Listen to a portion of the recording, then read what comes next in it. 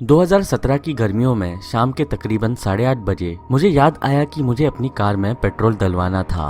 तब मैं अपने एसे का लास्ट पैराग्राफ लिख रही थी। मैंने अपने मम्मी पापा को बताया कि मैं थोड़ी देर के लिए घर से बाहर जा रही हूँ और मैं कुछ देर में वापस आ जाऊंगी। तो मैं 20-25 मिनट में वापस आ ही जाती। मैंने अपनी चाबी उठाई और निकल गई। 10 मिनट गाड़ी चलाने के बाद मैं पेट्रोल पंप पहुंची और सबसे पास वाले पंप के पास गाड़ी रोकी। मैंने जैसे ही अपनी कार में पेट्रोल डालना शुरू किया, मुझे अपने तिरछी तरफ एक पुराना सा पिकअप ट्रक दिखा। मैंने उसे देखने के लिए अपना सर घुमाया और देखा 2 लोग उसमें बस बैठे हुए थे। मुझे कुछ अच्छे से दिख नहीं रहा था, बट ऐसा लग रहा था कि वो कुछ बातें कर रहे थे और उस जगह को अच्छे से देख रहे थे। मैंने इग्नोर कर दिया और अपना टैंक भरना खत्म किया। अपनी कार में वापस जाने से पहले मैंने डिसाइड किया कि मैं कुछ चिप्स और स्नैक्स अपने लिए खरीद लेती हूँ। मैं जल्दी से शॉप के अंदर गई और कुछ सामान खरीद लिया। मैं जैसे ही पैसे देने लगी, 2 आदमी जिन्होंने जीन्स और ब्लैक हुडीज पहने थे अंदर घुस आए। उनके पास गन थी और दोनों करीब 24-25 साल के लग रहे थे और काफी हट्टे कट्टे थे।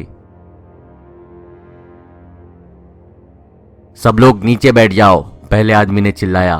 कैशियर और जितने भी लोग उस स्टोर में थे, सबने उसकी बात मानी। कुछ लोग खुशफुसा के बात भी कर रहे थे कि दूसरे आदमी ने उन्हें चुप हो जाने को कहा। मेरा दिल बहुत जोर से धड़कने लग गया और मेरे हाथ पैर ठंडे पड़ गए थे। मैं अपने मन में प्रे कर रही थी कि कोई मरे ना या किसी को चोट ना पहुंचे। एक आदमी ने मेरे बाल पकड़े और बोला, तुम खड़े हो जाओ। मुझे अपनी जान प्यारी थी, तो जैसे उसने बोला मैंने वैसा ही किया। फिर उसने एकदम से मेरे रिस्ट को क्रॉस करके मुझे पकड़ लिया। मैं उसको कोनी मार सकती थी या फिर उसके पैर पर अपना पैर चढ़ा सकती थी या उसके मुंह पे घुसा मार सकती थी, पर मैं बहुत डर गई थी और कुछ समझ ही नहीं आ रहा था कि क्या करूं। और फिर तभी मुझे पता चला कि पीछे मेरे सर पर गन पॉइंट कर दी गई है। मैंने अपने आप को छुड़ाने की कोशिश की, पर उस आदमी ने मुझे और जोर से पकड़ लिया और बोला, चुपचाप खड़े रहो बच्चे और किसी को कोई चोट नहीं पहुंचेगी। सारा पैसा निकाल कर दो, वरना इस लड़की को गोली मारकर उसका भेजा निकाल दूंगा। मेरा कैशियर से कोई रिश्ता नहीं था, मैं बस उस स्टोर में एक कस्टमर थी, पर मैं उसकी आंखें देखकर समझ पा रही थी कि वो किसी भी तरह मुझे बचाना चाहता था।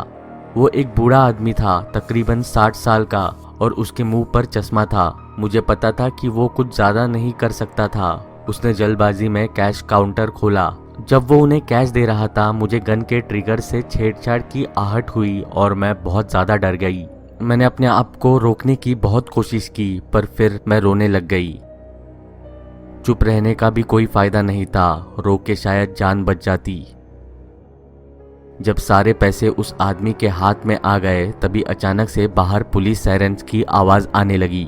उस आदमी ने सारा पैसा एक बैग में डाला और कैशियर को एक जोर से घूसा मारा। मुझे साइड में धक्का दे दिया गया। मेरा पेट और कोनी काउंटर के कोने में लगे और फिर मैं जमीन पर गिर गई। जैसे ही वो दोनों आदमी बाहर भागे, उनको पुलिस ने घेर लिया और जमीन पे गिराकर हथकड़ी पहना दी।